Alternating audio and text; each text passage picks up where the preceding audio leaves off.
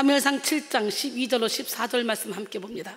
사무엘상 7장 12절로 14절 말씀. 사무엘이 돌을 취하여 미스바와 센 사이에 세워 이르되 여호와께서 여기까지 우리를 도우셨다 하고 그 이름을 에베네셀이라 하니라.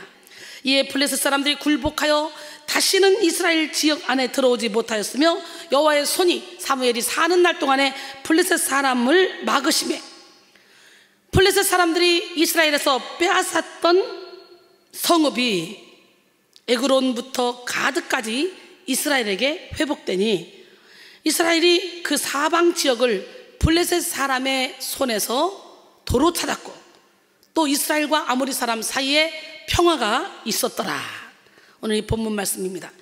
이 본문 말씀을 가지고 에베네셀의 은혜라는 제목으로 함께 은혜를 나누길 원합니다. 우리 모두 에베네셀의 은혜를 누리는 시간이 되기를 원합니다. 여호와께서 나와 함께 하시고 나를 도우셨다. 주님이 날마다 시간마다 분마다 초마다 내 안에 거하시면서 나의 주인 되시면 우리는 능력 있는 삶을 살아갈 수가 있습니다. 오늘은 2020년 마지막 주일입니다. 며칠만 지나면 2020년은 이제 끝이 납니다. 돌아올 수 없는 시간이 돼요. 우리는 2021년이라는 새롭고 낯선 한 해를 맞이하게 됩니다. 2020년의 끝자락에서 우리는 지난 한 해를 되돌아보며 마무리를 잘해야 합니다. 지난 한 해 동안 어떤 감사한 일이 있었는지, 어떤 좋은 일이 있었는지 떠올리며 하나님께 감사와 찬양을 올려야 되고, 지난 한 해 동안 자신이 잘못한 일은 무엇인지, 부족했던 점은 무엇인지, 누구에게 혹시라도 상처를 준 적은 없는지, 누구에게 손해를 끼친 것은 없는지 돌아보면서 하나님께 회개하고 새로운 삶을 맞이할 결단을 해야 합니다. 더불어 지난 한 해 동안 있었던 어려운 일들과 힘든 순간들을 통해 무엇을 깨닫게 되었는지 생각해보고 고난 중에 만난 하나님의 은혜를 계수해 봐야 됩니다. 사건보다 중요한 것은 사건에 대한 반응입니다. 아무리 받은 은혜와 복이 많아도 감사로 반응하지 못하고 오히려 불평거리를 찾는 사람은 불행한 삶을 살 수밖에 없습니다. 하지만 무수히 많은 고난과 역경이 있어도 믿음과 소망으로 반응하는 사람은 고난을 영혼의 유익으로 여기고 역경을 찬송의 재료로 만들 수 있습니다. 18세기의 가장 유명한 기도의 사람 윌리엄 로는 만일 어떤 사람이 인생의 행복과 만족을 찾는 가장 빠르고 확실한 방법이 무엇이냐고 하고 묻는다면 그 사람에게 어떤 사건이 일어나든지 그 사건에 대해서 무조건 하나님께 감사하고 찬양하라고 대답하겠다라고 했습니다. 그렇습니다. 예수 믿는 우리는 어떤 사건이든지 그 사건을 통해 깨닫게 하시려고, 그리고 우리가 회개하고 돌아와 하나님 앞에 온전히 서서 하나님 주시는 축복을 받게 하시기 위한 하나님의 계획입니다. 예수 믿는 자에게는 우연이 없어요. 모든 것을 합력하여 선을 이루시는 하나님, 그 하나님을 온몸으로 체험하기를 바랍니다. 그러므로 우리는 2020년을 마무리하는 마지막 주일을 영적 해석과 반응의 시간으로 삼아야 돼요. 2020년 한 해를 보내며 마음에 쌓여진 피곤과 아픔을 주님 앞에 다 털어놓고 은혜의 해석을 받아야 합니다. 수고하고 무거운 짐진 자들아 다 내게로 오라, 내가 너를 편히 쉬게 하리라 그랬잖아요.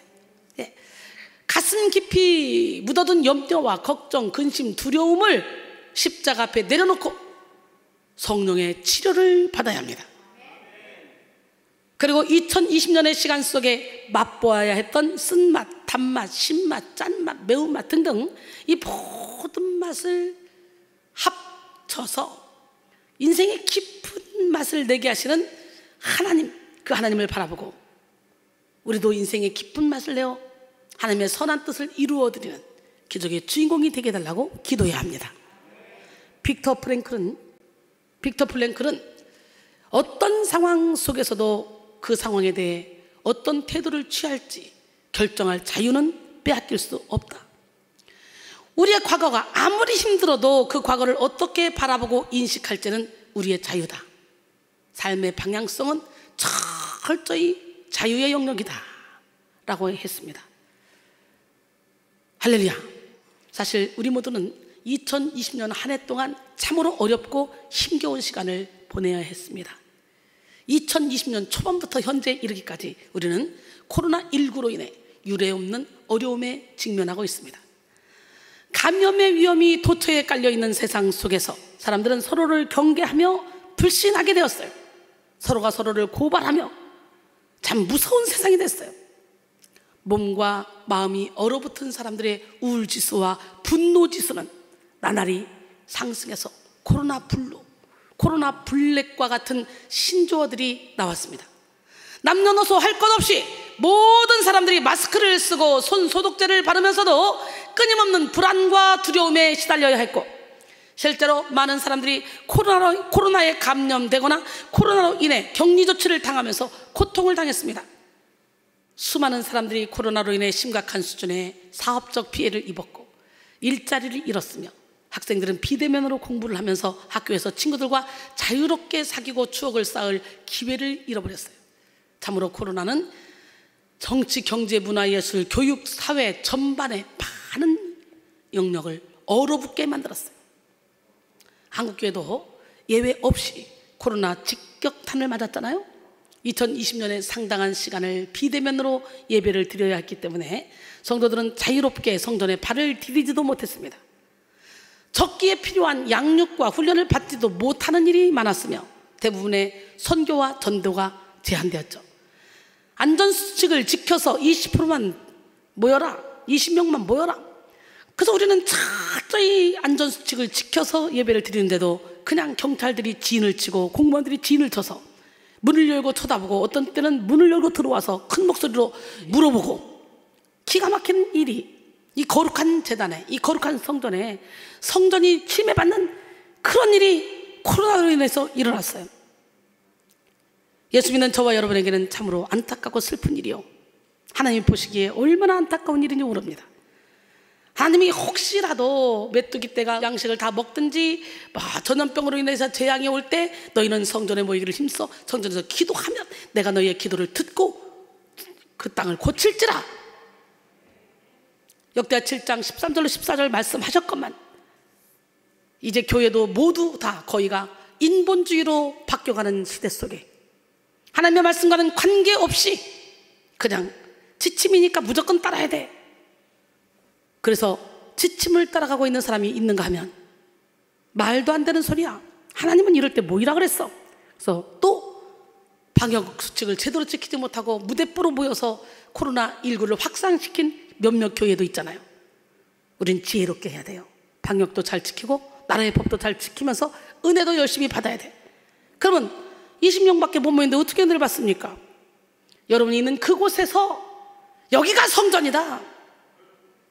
여러분, 나 한 사람 한 사람이 하나님의 성전이야. 성령을 모신 전이야. 그러기에 가정에 있어도 허리띠 풀려놓지 말고 정상으로 샤워하고 예쁘게 꾸미고 옷 정식으로 입고, 그리고 일어나서 함께 찬양할 때 가정에서 함께 온 가족이 일어나 찬양하고, 이 모습을 누가 보였습니까?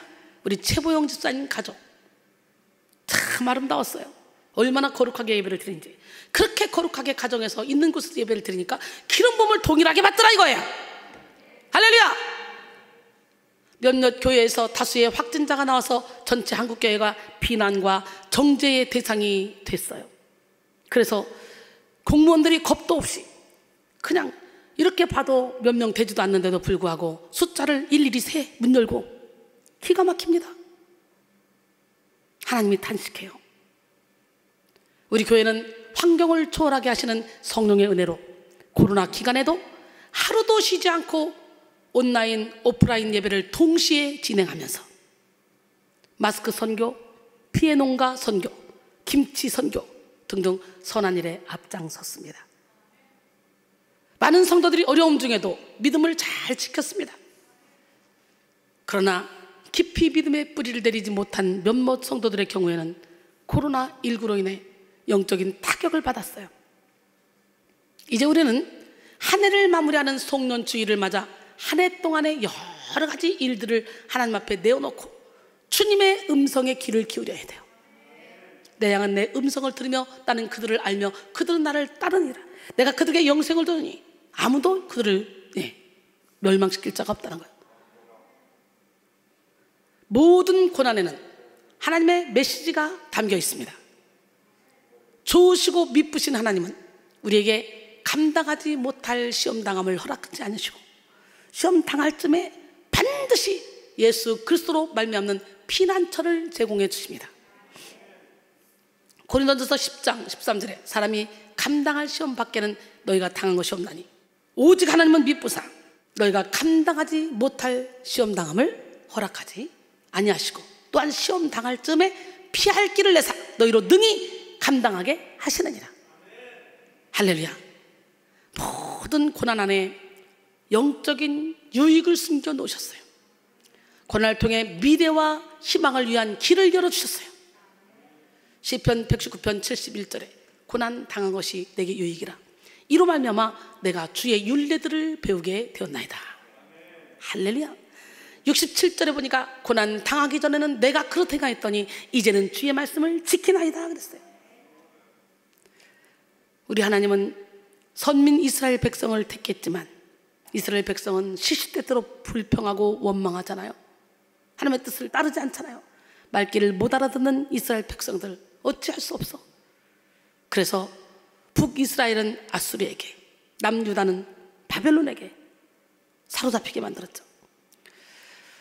바벨론의 포로로 가 있는 그 영혼들에게 하나님은 에레미야를 통해 말씀하십니다. 에레미야 29장 11절에 여호와의 말씀이니라 너희를 향한 나의 생각을 내가 하나니 평안이요 재앙이 아니니라 너에게 미래와 희망을 주는 것이라. 아니 바벨론의 포로로 잡혀가 고통 가운데 있는 그 영혼들에게 이 말씀이 먹힙니까? 10년이 지나 20년이 지나 소문은 70년 만에 돌아오게 한다는데 돌아오게 하신다고 했으면 돌아올 기미가 보여야지. 전혀 그런 기미가 보이잖아. 바벨론은 승승장구합니다. 그때 주님이 말씀하신 이 말씀을 가지고 우리 함께 찬양합니다.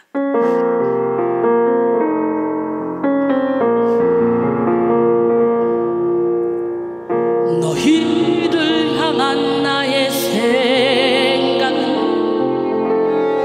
재앙이 아니요 곧 평안이니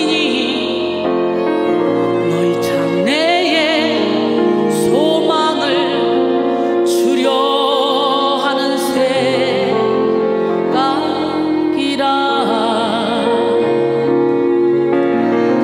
하나님이 우리에게 주신 것은 두려워하는 마음 아니요 오직 능력과 사랑 절제하는 마음이니 두려워 말라 내가 너와 함께함이라 놀라지 말라 나는 내 하나님 됨이라 내가 너 굳세게 하리라. 참으로 너를 도와주리라. 참으로 나의 의로운 오른손으로 너를 붙들리라. 너희를 향한 나의 생각은 재앙이 아니요 곧 평안이니 너희 장래에 소망을 주려 하는 생각이라.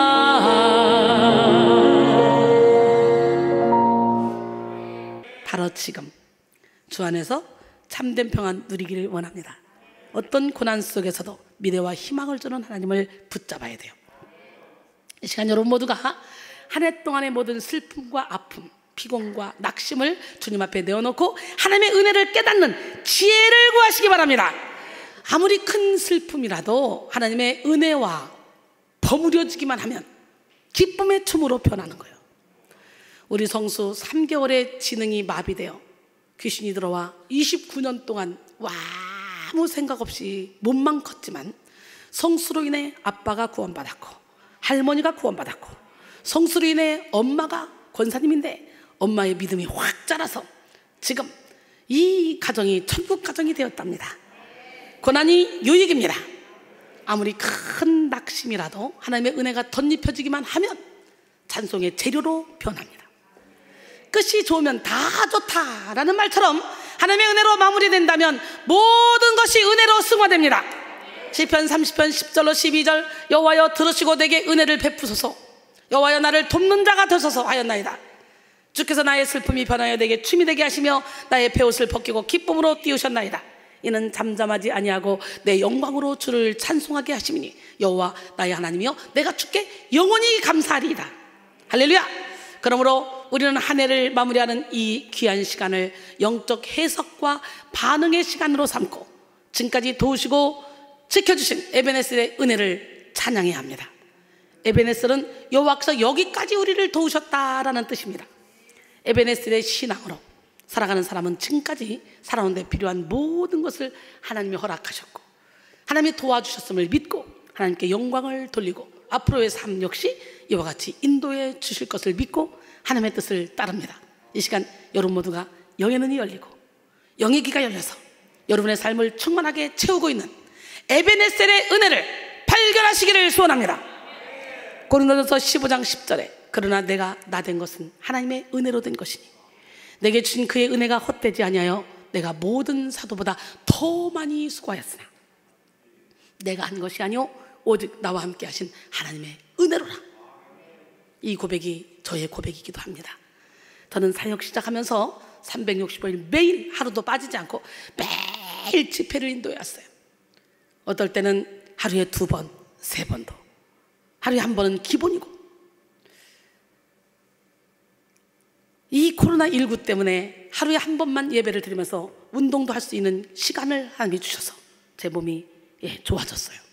그 코로나19가 저에게는 오히려 이태리에 있는 아들이 한국에 와서 2-3달 함께 몇십 년 만에 함께 있는 시간, 그리고 이렇게 선교할 수 있는 시간, 마스크만 들어서 세상에 쫙 빛을 발할 수 있는 시간, 그리고 제 건강을 돌볼 시간이 되었다는 거예요. 고난을 유익으로 바꿔주신 그 주님은 바로 저와 여러분의 하나님이야. 그래서 환경과 상관없어 이런 환경 가운데도 참 자유를 누릴 수 있는 이런 영혼이 됐다는 거예요. 그러면서 저에게는 2020년을 잊을 수가 없어. 2020년 시작할 때는 캐나다에서 집회할 때 거의 이 온몸이 녹초가 돼서 심각한 지경까지 와서 캐나다에서 집회 끝나고 1월 달에 한국에 왔을 때는 저는 이미 몸이 만신창이가 돼 있었어요. 더 이상 사역을 해나가기 힘들겠구나. 제자들을 뒤에서 서포트나 해야지. 그런 마음으로 내 마음을 비웠어요. 왜냐하면 하나님, 나는 늙어서 죽는 것이 아니라 너무 많이 쓰임받아서 달아서 죽게 도와주세요.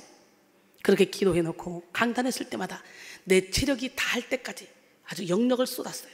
밑바닥 갈 때까지, 살이 떨릴 때까지. 내려갈 때는 발바닥 허벅지가 터져서 발을 살얼음판 걷는 것처럼 양쪽에서 잡아줘야, 화장실 갈 때도 양쪽에서 잡아줘야 가지. 그렇지 않으면 나는 반드시 가는데 옆으로 가요. 갈대자로. 이런 몸까지 만신창이가 돼 있었어요. 이 육은. 그 2020년은 제가 사역하면서 최고로 건강한 해야, 최악으로 가서 이제는 끝났다. 내 육체는 이제 끝났어. 기계도 많이 쓰면 달잖아. 나는 더 이상 욕심 없어. 감사할 뿐이야. 그래, 달아서 죽게 도와달랬는데 다 달리셨어. 이제는 제자들 키워야지. 이렇게 빈 마음으로 썼는데 하나님이 인생은 60부터다. 까불지 마라. 그러시고 다시 힘을 주셨어. 그래서 2020년은 제 몸이 회복되는 이 시간이었고, 그리고 옛날부터 작사 작곡을 하고 싶다 하고 펜대를 잡지만 잘 안 됐던 것들이 이번에는 이제 하나님이 그냥 무대기로 갔다가 여기다 막 끌어놓고 막 갖다 밀어주시는. 그래서 이제 어떤 설교를 해도 그 설교에 맞는 제목에 맞는 찬양을 만들 수 있는 그런 은혜를 허락하셨어. 기가 막히잖아요. 2020년 남들은 죽겠다 그런데 저는 살겠다 이런 고난 가운데서도 나와 함께 하신 하나님은 한 번도 나를 우울감에 빠지지 않게 하셨어. 이 상황 가운데서 항상 기뻐하라, 쉬지 말고 기도하라, 범사에 감사하라, 그 주님의 말씀대로 살았어요. 바로 지금 우리는 분주한 마음과 복잡한 생각을 다 내려놓고 새로운 시작, 새로운 출발을 위해 지난 시간을 은혜와 지혜로 마무리해야 합니다. 하나님이 허락하신 귀한 시간 속에 헛된 일을 반복하거나 죄를 반복하지 않기 위해 과거의 마무리를 잘해야 됩니다. 하나님이 주신 사명에 보다 더 효율적이고 막 멋진 일을 하기 위해서는 오늘 우리는 주님께 집중해야 돼. 주님께 깊이 뿌리를 박아야 돼. 그리고 많은 열매를 맺어야 돼. 그러기 위해서는 어떻게 돼요? 과거를 잘 마무리해야 되는 거야. 여러분, 너희는 구습을 따른 옛사람을 벗어버리고 하나님 따라 의와 진리의 거룩함으로 지으심 받은 새 사람을 입으라 했어요. 우리 모두 새 사람을 입읍시다. 그리고 새로운 피조물답게 살아갑시다. 도종환 시인은 그의 시 한 해의 마지막 달을 통해 이렇게 노래했습니다. 12월은 우리를 조용한 모습으로 돌아오게 합니다. 어리석은 욕심들을 버리고 가난한 마음으로 돌아오게 합니다. 눈을 씻고 다시 한번 세월을 정갈하게 바라보게 합니다. 그러면 12월은 한 해 동안 제대로 보이지 않았던 것, 담욕과 어리석음과 성냄에 쌓여 눈에 보이지 않았던 것들이 하나씩 다시 보이는 달이기도 합니다. 나뭇잎을 다 버린 나무들이 비로소 뿌리에 대해 생각하게 되듯 밖으로 향했던 마음들이 자신의 내부 깊은 곳으로 천천히 다시 모이는 시간이기도 합니다 라고 했어요. 에베소 5장 15절로 17절, 그런즉 너희가 어떻게 행할지를 자세히 주의하여 지혜 없는 자같이 하지 말고 오직 지혜 있는 자같이 하여 세월을 아끼라. 때가 악하니라. 그러므로 어리석은 자가 되지 말고 오직 주의 뜻이 무엇인가 이해하라 그랬어요. 현재라는 시간 속에 나타난 사람의 내면은 지난날의 시간이 모아져서 만들어진 창고와 같습니다. 과거에 경험한 여러 가지 사건들은 현재 우리의 마음 창고에 고스란히 쌓여서 현재적인 감정과 분위기를 만들어냅니다. 그래서 과거에 분노의 에너지가 많았던 사람은 현재에 가만히 있기만 해도 분노의 느낌이 나타나. 눈빛에서, 행동에서, 목소리, 말투에서. 과거에 우울의 기운이 많았던 사람은 현재 미소를 띠고 있어도 우울의 느낌이 나타나. 과거에 사랑의 에너지가 많았던 사람은 현재 아무 일도 하지 않아도 사랑의 분위기가 막 나타나. 어때요? 이순이 아니에요? 이순이? 저를 보면 막 상큼하지 않습니까? 과거에 기쁨의 에너지가 많았던 사람은 현재 굳이 웃지 않아도 기쁨이 얼굴로 드러나. 어때요? 제가 그렇지 않습니까? 어떻게 그 어르신이 그러더라고. 아이고, 목사님은 처음 뵀을 때부터 지금까지 맨날 웃으셔, 맨날 웃으셔. 스마일이야, 스마일. 누가복음 6장 45절에 선한 사람은 마음에 쌓은 선에서 선을 내고 악한 자는 그 쌓은 액에서 악을 내나니 이는 마음에 가득한 것을 입으로 말함이라 그랬어요. 할렐루야. 여러분 모두가 다 입에서 탁 나오는 모든 대화가 하나님을 높이고 사람들을 높이고 위로의 말, 행복의 말이 되기를 원합니다. 기적의 하나님, 누가 하나님? 진짜. 그러므로 우리는 새롭고 활기찬 시작을 위해서 마음 창고 정리를 잘해야 돼. 과거에 좋았던 일은 하나님의 은혜로 정돈 다 하시고, 좋았던 일에 묶여 있어도 안 돼. 지난 건 잊어야 돼. 좋았던 일은 하나님의 은혜로 잘 정돈하고, 과거에 좋지 않았던 일에 대해서도 하나님의 섭리로 인정하며 자신이 알지 못하는 더 큰 하나님의 뜻을 기대하면서 내면 창고 정리를 해야 돼. 옆 사람 바라시고 우리 내면의 창고 정리를 잘합시다. 이를 위해 우리는 에베네셀의 은혜를 깨닫고 에베네셀의 능력을 받아야 됩니다. 에베네셀은 과거를 정리하는 탁월한 능력이자 새로운 출발을 위한 위대한 지혜입니다. 본문 속에서 에베네셀을 선포한 사람은 사무엘 선지자입니다. 그는 죄악이 관영하고 하나님의 말씀이 희귀하여 영적 능력이 거의 나타나지 않는 시대에 살았던 인물이죠. 사무엘상 3장 1절에 보니까 아이 사무엘이 엘리 앞에서 여호와를 섬길 때에는 여호와의 말씀이 희귀하여 이상이 흔히 보이지 않았더라. 사무엘이 어렸을 때 제사장의 임무를 맡고 있었던 엘리는 매우 우둔하고 육적인 사람이었어요. 그는 그의 아들들이 하나님이 가증하게 여기는 죄를 범하고 하나님의 언약궤를 블레셋과의 전쟁에 가지고 나가는 것을 막지 못했어요. 못 말리는 자녀들이었어. 두드러 패서라도 교육을 시켰어야 되는데 그걸 못했단 말이야. 자식이 우상이라. 여러분 그렇죠? 그래 파멸로 여러분의 자녀를 이끌어가죠. 오늘 자녀의 우상인 사람들 회개하시기 바랍니다. 본래 하나님의 언약궤는 하나님의 임재의 상징입니다. 그런데 엘리의 아들들은 육적인 생각으로 하나님의 언약궤를 이용해서 블레셋과의 전쟁에서 이기려고 했어요. 부적처럼 생각했다는 거야. 언약궤를 이용해 하나님을 조종하려고 했던 거야. 이는 하나님을 만홀히 여기는 행위입니다. 그 결과는 매우 참담했습니다. 언약궤는 블레셋에게 빼앗겼고 엘리의 아들들은 죽임을 당했어요. 이 소식을 들은 엘리 제사장까지 의자에 앉아있다가 뒤로 넘어져서 죽었어요. 목이 부러져서. 이때 엘리의 며느리는 해산하면서 아이의 이름을 이가봇이라고 짓고 하나님의 영광이 이스라엘에서 떠났다라고 했습니다. 사무엘상 4장 19절 22절.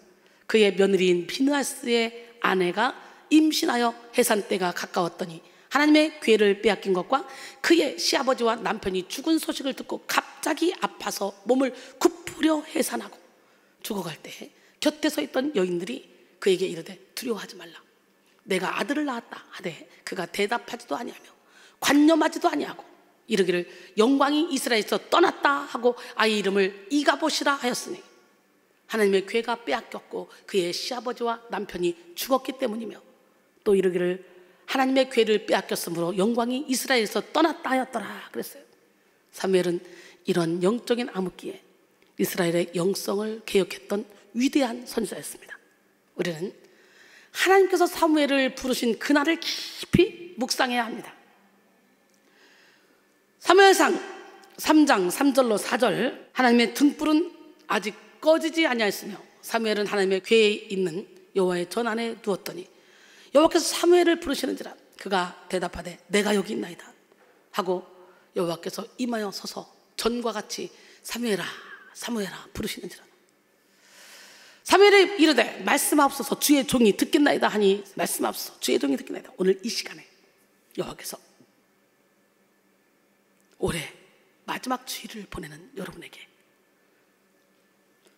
성계야 성혜야 성수야 성수야 숫자야 숫자야 할렐루야 부르실 때에 주여 말씀하옵소서 주의 종이 듣겠나이다 내가 여기 있나이다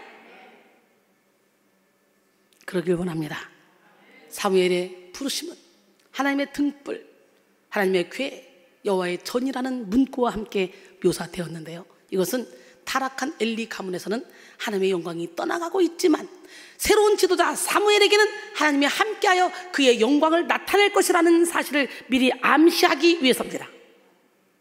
성소의 등불은 규례상 해가 져서 해가 다시 뜨기 직전까지 켜도록 되어 있었는데요, 하나님의 등불이 아직 꺼지지 않았다는 말은 사무엘이 날이 밝아오기 전 깊이 잠들어 있을 때 하나님께 부름을 받았다는 사실을 알려준과 동시에 하나님의 말씀과 이상이 없는 어두운 절망의 상황과 대조를 이루어 희망의 메시지를 담고 있는 상징적 표현으로 이해할 수 있습니다. 하나님께서 이스라엘을 아직 포기하지 않으셨다는 의미가 담겨져 있는 것이죠. 지금 우리는 당시처럼 암울한 시대를 살아가고 있습니다. 하나님께서는 우리 백성교회를 암울한 이 시대 가운데 사무엘과 같이 세우셨습니다. 여러분을 이 암울한 세상 가운데 사무엘과 같이 세우셨습니다. 엘리의 뒤를 이어 이스라엘의 영적인 리더가 된 사무엘은 먼저 이스라엘 백성들에게 우상을 제거하라 명령했습니다. 여러분 모두가 우상을 제거하시길 원합니다. 하나님을 더 사랑하는, 하나님보다 더 사랑하는 모든 것은 다 우상입니다. 나 자신까지도 내가 하나님보다 더 나를 사랑한다면 그게 우상이에요. 사무엘상 7장 3절로 4절. 사무엘이 이스라엘 온 족속에게 말하여 이르되 만일 너희가 전심으로 여호와께 돌아오려거든 이방 신들과 아스타롯을 너희 중에서 제거하고 너희 마음을 여호와께로 향하여 그만을 섬기라. 그리하면 너희를 블레셋 사람의 손에서 건져내시리라. 이에 이스라엘 자손이 바알들과 아스타롯을 제거하고 여호와만 섬기니라. 할렐루야. 그리고 사무엘은 온 이스라엘을 미스바로 모이게 하고 그들을 위해 기도했습니다. 그는 하루 종일 금식하고 이스라엘의 죄를 하나님께 회개하며 기도했어요. 그와 같이 기도할 때 블레셋 사람들이 이스라엘 백성들을 치려고 올라왔습니다. 그래서 사무엘은 하나님께 번제를 드리고 기도했고 하나님은 그의 기도에 응답하셨어요. 사무엘이 번제를 드릴 때에 하나님은 블레셋 사람에게 큰 우레를 바라여 그들을 어지럽게 하셨습니다. 그래서 이스라엘 사람들은 손쉽게 블레셋을 추격해서 그간 블레셋으로부터 당했던 모든 수모를 갚을 수 있었습니다. 사무엘상 7장 10절로 11절, 사무엘이 번제를 드릴 때에 블레셋 사람이 이스라엘과 싸우려고 가까이 오매 그날에 여호와께서 블레셋 사람에게 큰 우레를 바라여 그들을 어지럽게 하시니 그들이 이스라엘 앞에 패한지라. 이스라엘 사람들이 미스바에서 나가서 블레셋 사람들을 추격하여 벳갈 아래에 이르기까지 쳤더라. 할렐루야. 이후에 사무엘은 돌 하나를 취하여 미스바와 센 사이에 세우고 여호와께서 여기까지 우리를 도우셨다 하면서 에베네셀이라고 했습니다. 에벤은 히브리어로 돌을 의미하고 또 에셀은 히브리어로 도움을 의미하는 단어입니다. 사무엘이 외친 에베네셀은 우상을 무너뜨리고 하나님만을 신뢰한 에베네셀이요, 전심으로 회개하고 부르짖어 기도한 에베네셀이며 전쟁에 승리를 주신 하나님을 찬양하는 에베네셀이었어요. 오늘 우리도 에베네셀의 은혜를 누리기 위해 모든 우상을 무너뜨려야 합니다. 2020년 한 해를 돌아보면서 여러분이 하나님보다 더 사랑하고 더 의지했던 대상인 이 모든 우상을 바로 지금 무너뜨리기 원합니다. 우리 하나님, 멋쟁이 하나님, 기적의 하나님, 능력의 하나님은 말씀하셔요. 우리가 진짜 우상 삼기 좋은 사람이 누굽니까? 누구예요? 가족이잖아. 가족. 내가 가장 사랑하는 가족을 나는 놓을 수가 없어. 그리고 당연히 가족은 이렇게 사랑해야지 라고 마음을 먹죠. 그런데요, 우리 주님은 말씀하십니다. 내가 세상에 화평을 주러 온 줄로 생각하지 말라. 화평이 아니라 오히려 검을 주러 왔노라.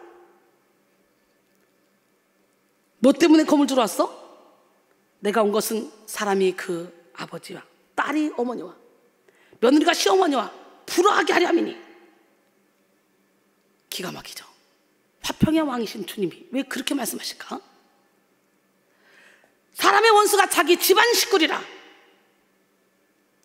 아버지나 어머니를 나보다 더 사랑하는 자는 내게 합당하지 않고 아들이나 딸을 나보다 더 사랑하는 자도 내게 합당하지 않으며 또 자기 십자가를 지고 나를 따르지 않는 자도 내게 합당하지 않는데요. 자기 목숨을 얻는 자는 잃을 것이요 잃는 자는 얻으리라 그랬어요. 여러분, 이것이 마태복음 10장 34절로 39절 말씀이에요. 오늘 우리는 내가 우상 삼고 있는 것이 내 남편은 아닌지, 자녀는 아닌지, 내 부모는 아닌지, 나는 아닌지 살펴보시고 하나님 제1순위로 살기를 원합니다. 존 칼빈은 인간의 마음은 우상을 제조하는 공장이라고 했어요. 죄의 본성을 지닌 인간은 노력하지 않아도 수없이 많은 우상을 만들어냅니다. 성경은 탐심의 문제를 우상과 연결시켜서 정의합니다. 이런 우상은 반드시 우리 영혼과 삶에 하나님의 진노를 가져옵니다. 골로새서 3장 5절로 6절, 그러므로 땅에 있는 지체를 죽이라. 곧 음란과 부정과 사욕과 간청욕과 탐심이니 탐심은 우상 숭배니라. 이것들로 말미암아 하나님의 진노가 임하느니라 그랬어요. 하나님은 우상 숭배하는 자에게 축복을 주시지 않으십니다. 하나님은 우상 숭배하는 자를 돕지 않으십니다. 하나님은 우상 숭배하는 자에게 은혜를 베푸시지 않습니다. 그러므로 여러분의 우상이 여러분의 자녀요, 남편이요, 부모요, 여러분 자신이라면 오늘 빨리 내려놔야 해요. 하나님 제1순위로 살아야 돼요. 우리가 하나님보다 자녀를, 하나님보다 배우자를, 하나님보다 물질을, 하나님보다 지식을 더 사랑하면서 하나님의 도움을 구한다면 이거는 어리석은 일입니다. 분명히 하나님은 안 주신다 그랬어요. 그런데도 주시는 것 같아? 그건 일시적인 것일 뿐이야. 우상은 성령의 역사를 가로막고 은혜의 기회를 박탈시키며 저주와 화를 가져올 뿐이기 때문에 바로 지금 우리는 에베네스의 은혜를 위해 우상을 깨뜨려야 됩니다. 주님 오신 날, 마귀가 패배한 날이에요. 바로 지금이. 하나님께 기도하면서도 정작 물질을 의지하고 있다? 그렇다면 우리는 물질 우상을 빨리 깨야 돼. 하나님과 재물 겸하여 섬길 수 없다고 말씀하셨어요. 예배 드리면서도 자녀 때문에 염려, 걱정, 근심하고 있다? 그렇다면 우리는 자녀의 우상을 깨야 돼요. 할렐루야. 기적의 하나님은 살아계십니다. 자녀 때문에 순간 슬펐다 기뻤다 한다면, 상황에 따라 내 감정이 변화된다면 자녀의 우상을 반드시 깨뜨려야 돼. 자녀의 우상을 붙잡고 있으니까 사단이가 자녀를 붙잡고 흔들어서 같이 넘어뜨린 거예요. 하나님께 휙 던져라. 내가 어떻게 지켜 내가. 우리 인간은 길을 한 자도 더 할 수 없어요. 여러분, 자존심을 내세우느라 하나님의 뜻을 거부하고 있다면 자존심의 우상을 박살내야 돼. 자존심은 칼바르트는 뭐라 그랬어요? 원죄의 뿌리다. 영국 격언에는 자존심은 악마의 화원에 피는 꽃이다. 이순희는 자존심은 마귀의 통로다. 우리는 자존심을 부셔야 돼. 그래서 우리 하나님이 사랑하는 자를 깨뜨리시기 위해서 철저히 벼랑 끝까지 밀어내시잖아. 고린도전서 4장 9절에 보니까 하나님이 사도인 우리를 죽이기로 작정된 자같이 끄트머리에 두셨음에 우리가 천사와 사람에게 구경거리가 되었다 말하죠. 고린도서 1장 8절로 9절 보니까, 형제들아, 우리가 아시아에서 당한 환난을 너희가 모르기를 원하지 아니하노니 힘에 겹도록 심한 고난을 당하여 살 소망까지 끊어지고 우리 마치 우리 자신이 사형 선고를 받은 줄 알았으니 이는 우리로 자기를 의지하지 말고 오직 죽은 자를 다시 살리시는 하나님만 의지하게 하심이라 그랬어요. 우리 인간은 내가 뭔가 할 수 있을 때는 의지하지 않아요. 내 힘으로 안 된다 생각할 때 두 손 들죠. 그래서 고난을 통해 여기 오신 여러분은 복받은 분들이야. 그 고난이 없었다면 여러분 영적 비밀 몰랐잖아. 몇십 년 동안 신앙생활에도 내 의에 도취돼서 신앙생활하면서 나는 잘하고 있다고 착각했던 여러분 아닙니까? 그런데 자녀의 고난 때문에 우울의 고난이 집안을 덮쳐서 어찌할 수 없어 이래도 저래도 안 되니까 그냥 여기 왔는데 이것들이 막 하나씩 결박들이 풀리면서 알고 보니까 저 사람 내 남편 아내 자녀가 문제가 아니라 나의 문제구나. 이걸 깨닫고 내 영혼을 소생시키려고 몸부림치고 있잖아. 시편 139편 23절로 24절 따라합니다. 하나님이여, 나를 살피사 내 마음을 아시며 나를 시험하사 내 뜻을 아옵소서. 내게 무슨 악한 행위가 있나 보시고 나를 영원한 길로 인도하소서. 할렐루야.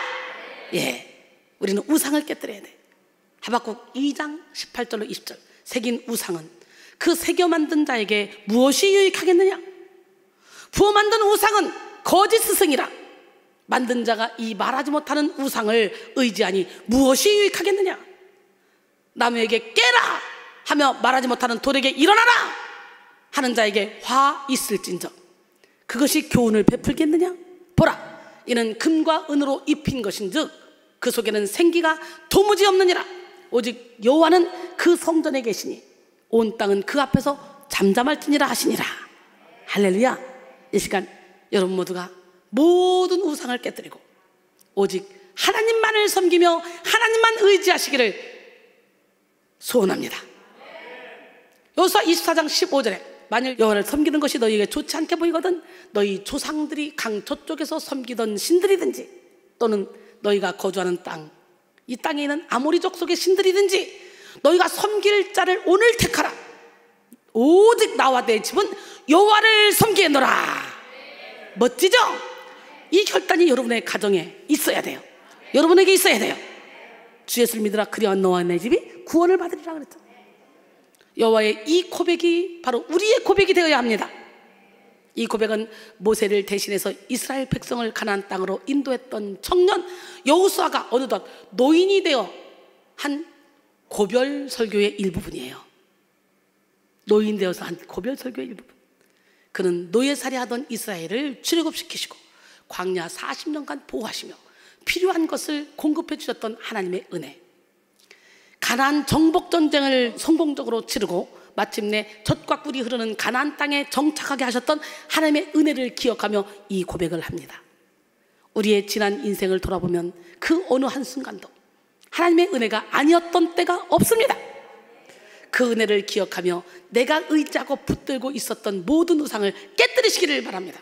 우리가 하나님만을 섬기기로 결단할 때 우리의 인생 위에, 우리의 가정 위에, 우리의 사업장 위에, 우리의 인간관계 위에 모든 어둠이 떠나가고 빛의 역사가 시작됩니다. 우상이 무너진 자리에 에베네셀의 은혜가 시작됩니다. 또 우리는 에베네셀의 은혜를 위해 기도해야 됩니다. 기도는 하나님만을 신뢰한다는 믿음의 표현이며 자기를 내려놓고 하나님의 뜻을 따르겠다는 자아 포기의 과정입니다. 우리가 아무리 스스로 그리스도인이라 자부해도 기도하지 않으면 하나님의 도움을 받을 수가 없습니다. 그러므로 우리는 에베네셀의 은혜를 누리기 위해 기도해야 됩니다. 마가복음 9장 29절 이르시되 기도 외에 다른 것으로는 이런 종류가 나갈 수 없느니라 하시니라. 할렐루야. 기도하지 않으면 불신앙과 교만의 자아가 우리 안에 있는 신성의 빛을 가려서 하나님의 능력을 나타낼 수 없습니다. 그러나 기도할 때 우리의 자아는 깨어지고 육의 욕심이 무너져서 예수 그리스도의 능력을 가지고 우리를 지배하게 됩니다. 우리는 우리 스스로 우리를 다스려야 돼요. 자기 마음을 지키는 자는 성을 빼앗는자보다 그랬잖아. 할렐루야. 자아를 무너뜨리고 예수의 능력을 가지고 우리 자신을 다스리는 지혜로운 성도가 되기를 원합니다. 하나님은 우리가 어떤 상황에 있더라도 부르짖고 기도하면 응답하시고 도우십니다. 예레미야 29장 12절로 13절 지금 바벨론의 포로로 가 있는 자들을 향해서 너희가 내게 부르짖으며 내게 와서 기도하면 내가 너희들의 기도를 들을 것이요 너희가 온 마음으로 나를 구하면 나를 찾을 것이요 나를 만나리라. 할렐루야. 기도의 능력을 알았던 사무엘은 온 이스라엘 백성들을 불러놓고 솔선수범하며 금식하면서 그들의 죄를 대표해서 기도했습니다. 후에 그는 기도하기를 쉬는 죄를 범하지 않겠다고 말하며 이스라엘 백성들에게 기도의 삶을 가르쳤어요. 사무엘상 12장 23절에 나는 너희를 기도하기를 쉬는 죄를 여호와 앞에 결단코 범하지 아니하고 선하고 의로운 길을 너희에게 가르칠 것인즉 이 시간 이렇게 선하고 의로운 길을 가르치신 하나님, 그 하나님을 만나야 돼요. 우리도 사무엘처럼 회개해야 돼. 2020년 한 해 동안 먼저 자신이 지은 죄를 낱낱이 회개하고 이어서 이 나라 이 민족의 죄를 회개해야 합니다. 저는 2020년 마무리와 2021년 새해를 여기서 맞으려고 그래요. 코로나19로 인해 어쩔 수 없어요. 우리가 직면하고 있는 여러 가지 세상의 악과 부정, 부패, 전염병 앞에서 우리는 회개해야 합니다. 역대하 7장 13절로 16절 혹 내가 하늘을 닫고 비를 내리지 아니하거나 혹 메뚜기들에게 토사를 먹게 하거나 혹 전염병이 내 백성 가운데에 유행하게 할 때에 내 이름으로 일컫는 내 백성이 그들의 악한 길에서 떠나 스스로 낮추고 기도하여 내 얼굴을 찾으면 내가 하늘에서 듣고 그들의 죄를 사하고 그들의 땅을 고칠지라. 이제 이곳에서 하는 기도에 내가 눈을 들고 귀를 기울이려니 이는 내가 이미 이 성전을 택하고 거룩하게 하여 내 이름을 여기에 영원히 있게 하였습니다. 내 눈과 내 마음이 항상 여기 있으리라. 할렐루야. 우리 하나님이 솔로몬 성전에 항상 있으시겠다네. 하나님이 바로 이 자리에서 기도하는 몇몇 명의 기도를 들으시고 이 땅을 고쳐줄 줄 믿습니다. 하나님의 회복의 방식은 언제나 회개에 있습니다. 회개. 하나님은 우리가 회개하기만 하면 들으시고 용서해 주셔요. 관건은 회개하는 것. 주님의 사랑하는 자녀가 주님의 뜻을 깨닫지 못하고 방황할 때 하나님은 우리를 징계하시고 그 징계하신 하나님, 그 마음은 우리의 마음보다 더 아프십니다. 우리 함께 찬양합니다. 주님의 자녀된 우리가.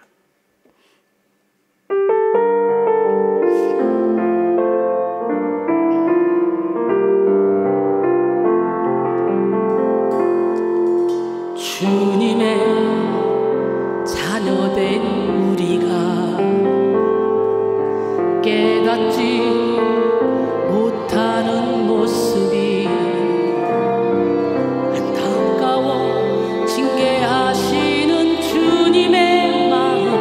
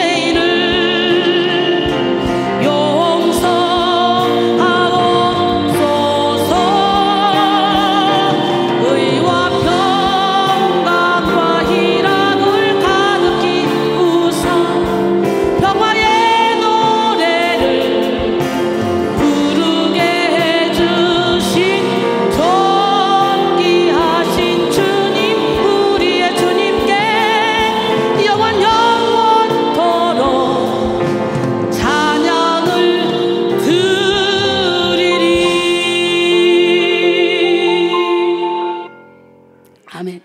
우리 김형국 목사님이 작곡, 제가 작사한 곡인데 이 찬양도 참 은혜가 되죠. 네, 하나님의 회복의 방식은 언제나 회개에 있습니다. 하나님은 우리가 회개하기만 하면 우리에게 의와 평강과 희락을 부어주십니다.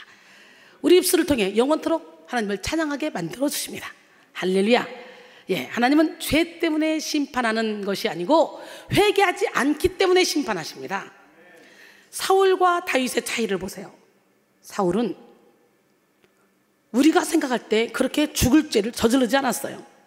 우리는 사울 같은 죄를 수도 없이 많이 저질렀어.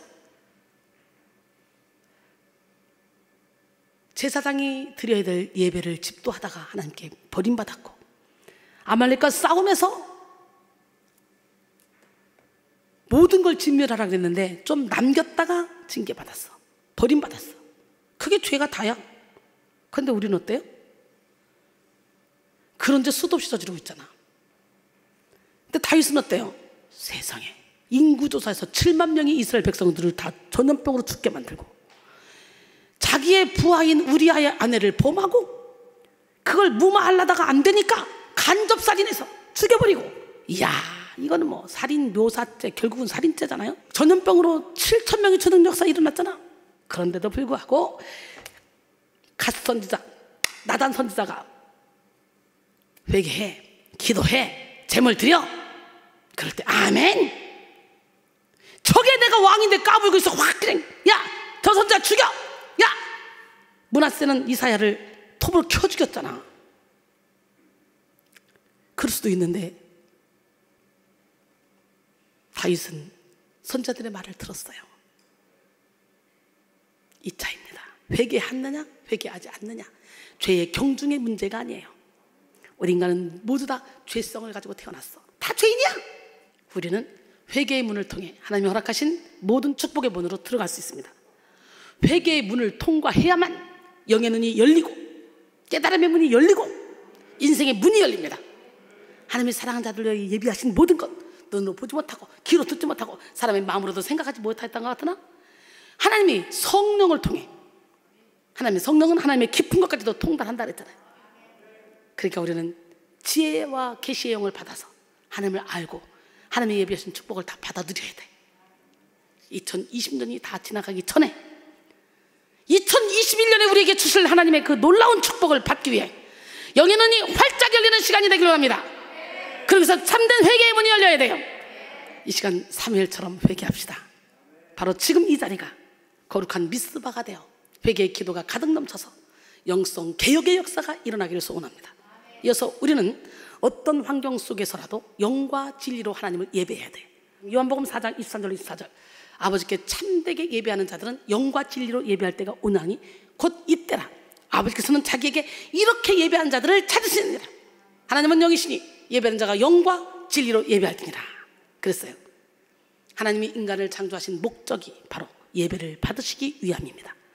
성경에는 하나님의 백성들이 예배로 인해 흥하기도 하고 또 망하기도 한 기록들이 많이 있는데요, 예배를 잘못 인도해서 심판을 받는 나답과 아비후, 또 우상을 섬기며 예배에 실패함으로 수없이 많은 징계를 받았던 이스라엘 백성들이 있습니다. 또 반대로 홍수 이후에 온전한 예배로 복을 받은 노아의 가족들, 또 베델에서 합당한 예배로 복을 받은 야곱, 또 1000번째 예배로 복을 받은 솔로몬 등이 있습니다.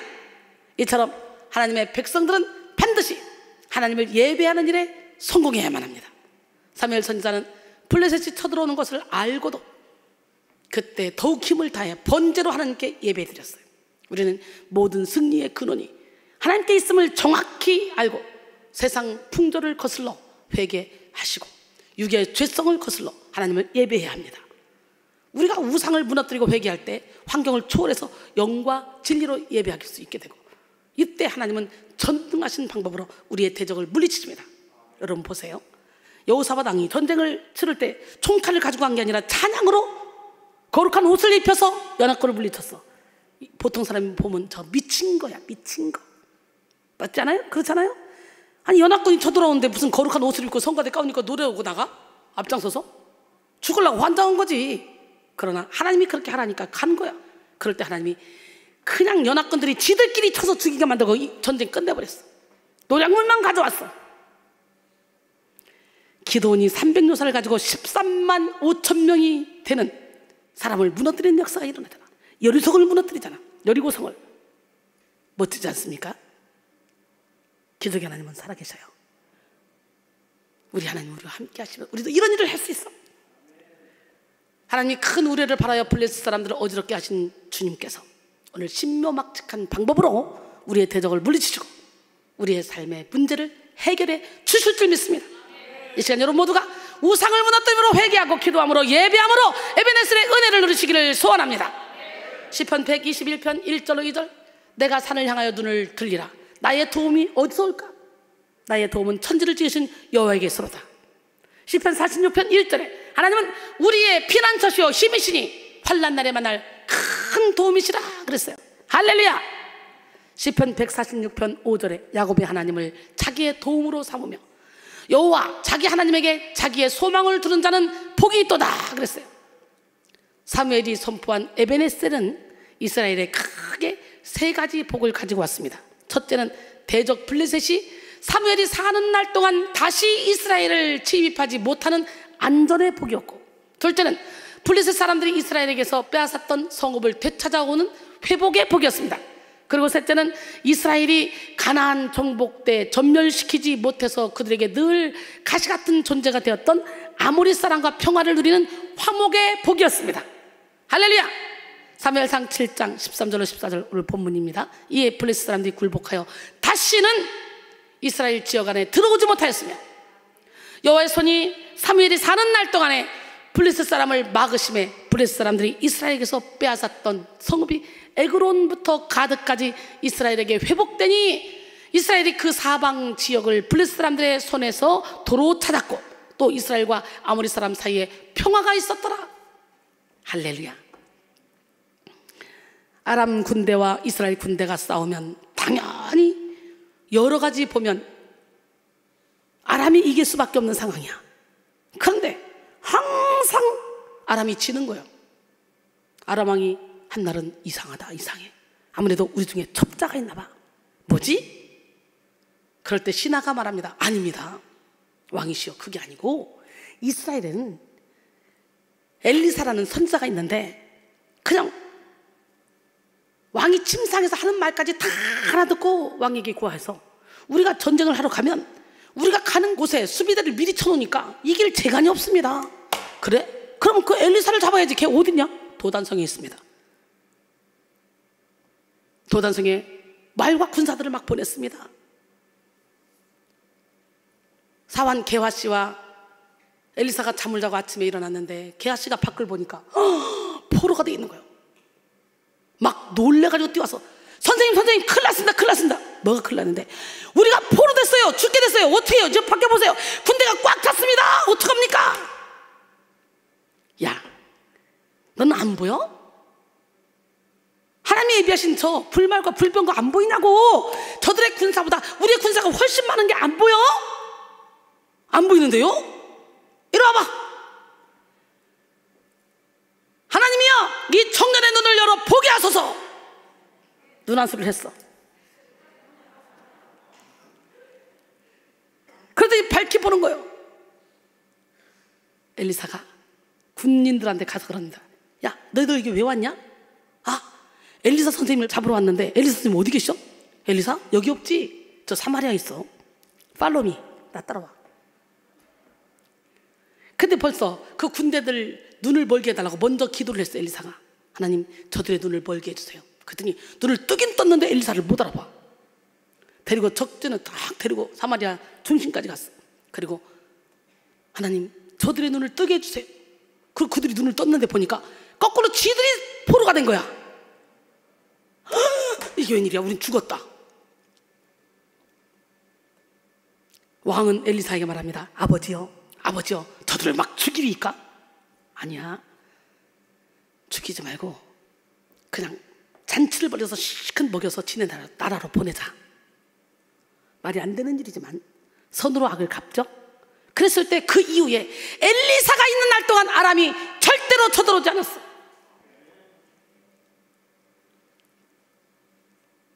또 그런 사람이 있어요. 누굴까? 뭘까? 있잖아. 여호수아 갈렙 중에 갈렙, 저 헤브론 땅을 내게 주소서. 나이가 많지만 하나님이 내게 주신 약속하셨으니 난 능히 이길 수 있습니다.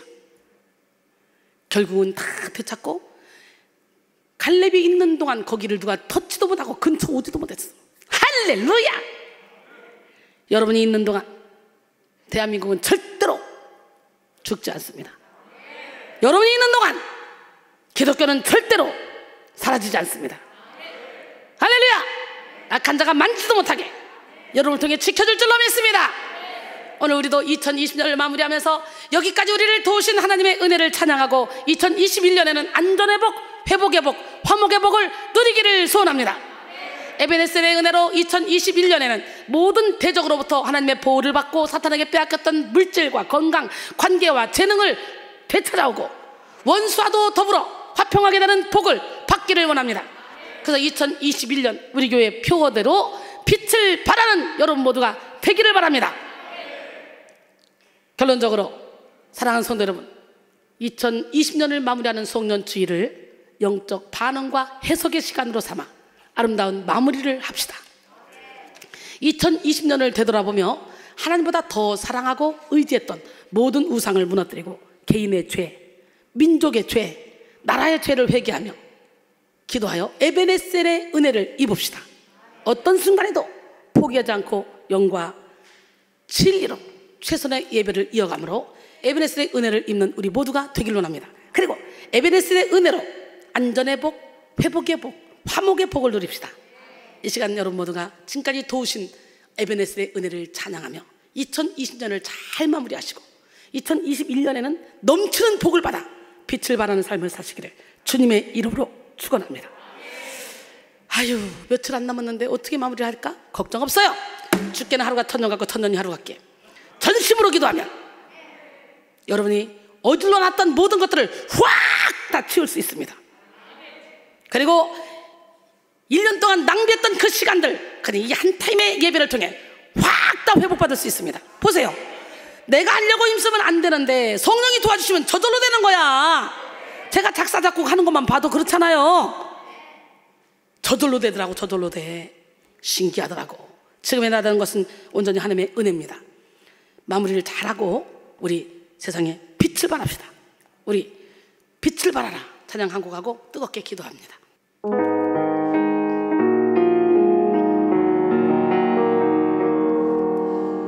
너희는 세상의 빛이라. 너희는 세상의 빛이라.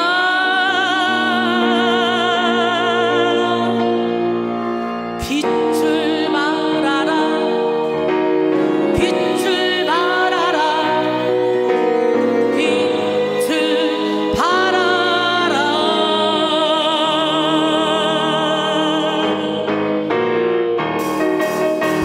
주님 명령하심 따라 어두워진 세상 속에 주님 주신 빛을 발하.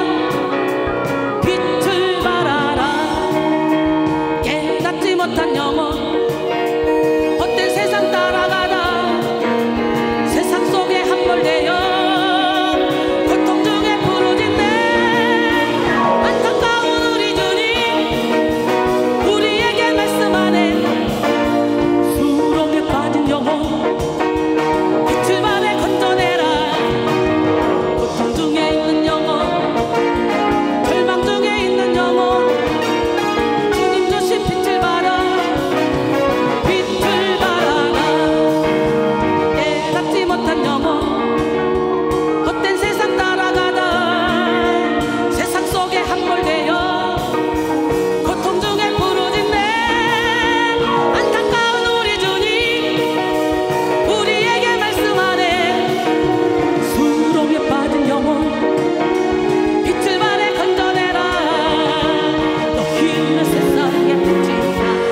너희는 세상의 빛이라. 빛을 발하라. 빛을 발하라. 빛을 발하라. 빛을 발하라. 빛을 발하라. 빛을 발하라.